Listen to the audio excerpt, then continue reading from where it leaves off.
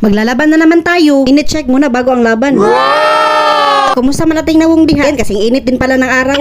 Ugdan na lang natin yung trabaho. Butang muna natin yan dyan. Puntahan natin yung motor ko. Kita nyo yan? Sobrang init. Hindi yan nakakabuti sa kalusugan. Doon yan nararapat. Tara, ibalhin natin. Pay muna natin yung susi. O di ararang mananap. Yun, puntahan natin yung motor. Yan na yung susi. Kung umupo dyan kung ayaw mo masaktan. O ayan, iliko mo na lang yan. Gipa, iliko mo pa. Yun, patayuin mo. Katulad ng pagtayo mo sa hinaharap niya. Pusin yung side stand. Paanda rin.